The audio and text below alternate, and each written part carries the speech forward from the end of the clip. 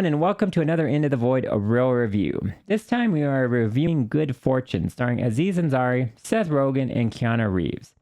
This was directed and written by Aziz Ansari, and it shows because it shares the same heart and DNA as his show Master of None that debuted on Netflix in 2015 and ran for 3 seasons until 2021.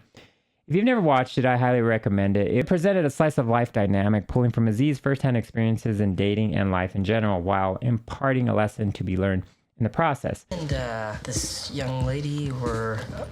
yep, there it is. Oh, no, please, I got it. My treat. Good Fortune, while considered a comedy, is also a drama with a well-laid message at its core that resonates long after you've watched it. This right off the bat has shot up to the top of my favorite movies of this year. To get into too much of the story would ruin a lot of the discovery that I think you should experience on your own. Some setups needed, and it won't ruin the overall vibe of the movie, so I'm just going to get into it. Keanu Reeves plays a bargain basement angel named Gabriel who saves people from accidents caused by texting while driving. Aziz Ansari plays a down-on-his-luck middle-aged man who can't seem to get ahead in life. He lives in his car and works at a home improvement store and at various odd jobs like standing in line for people at cinnamon roll shops. Seth Rogen plays a tech bro, Jeff, who lives life like a king, going on wellness retreats and spending time swapping between cold plunges and baking in a sauna. These are the players in a comedy that sees these three cross paths that forever change each of their paths for the good and the bad. Switch back, or this angel man will send you to hell forever. Smite him! That's actually not my department. Keanu Reeves is a surprising standout here. The closest approximation to a similar role he's played would be Bill in Bill and Ted's Excellent Adventure. We don't get to see Keanu Reeves in a comedic role very often anymore, so it's refreshing to see him in one here. Tried to show him that wealth wouldn't solve all his problems. And now look at you. It seems to have solved most of his problems. When Gabriel gets demoted from a divine being to a chain-smoking mortal who works at a restaurant washing dishes for chump change that he sees in his check, he exclaims, "There's no money left for the fun stuff." But it's not all bad being a mortal when he finally gets to taste what food is like. There you go. You're a big boy, huh? No, I'm a big boy. Seeing Keanu wax poetic about chicken nuggies and milkshakes is pure gold, and is one of the highlights of a movie jam-packed with great performances from the other actors as well who came to play and not just phoned it in. Ansari as Arj is just, he's really playing himself, but that isn't a terrible thing. My name is Gabriel. I'm an angel. I'm here to save you. What? Who the fuck are you?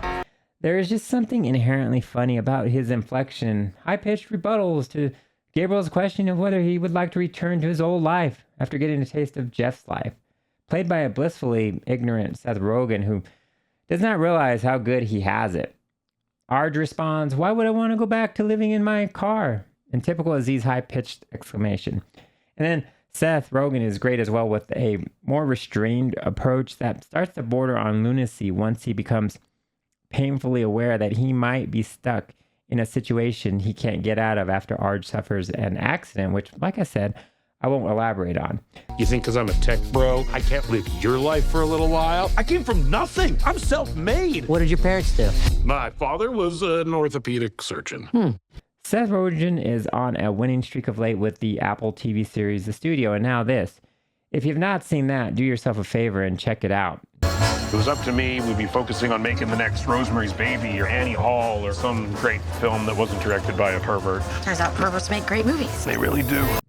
Now, I tiptoed around the particulars of what happens to the key players in this plot, but I think anybody who's anybody can see that Good Fortune is like a spiritual counterpart to the many iterations of the movie A Christmas Carol. It's a Christmas Carol for the economic climate that we live in today.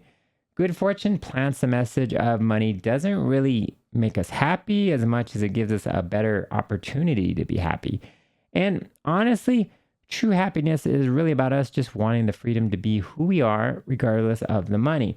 It's a good message that lets us know that we can find happiness in the struggle and purpose we find in life. Good Fortune did get me thinking that there are a lot of unhappy people out there right now, but it also let me know that we're not alone in our unhappiness. There's a comfort in that. Kiana's Gabriel learns one of the most important lessons, I think, that we should never underestimate how important our role is in this life.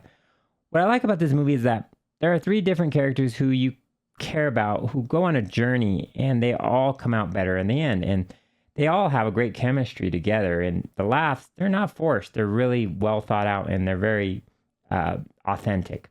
I'm giving Good Fortune a 9 out of 10. What did you guys think of Good Fortune? Let me know in the comments below. Like and subscribe, and I will see you the next time when we venture into the void.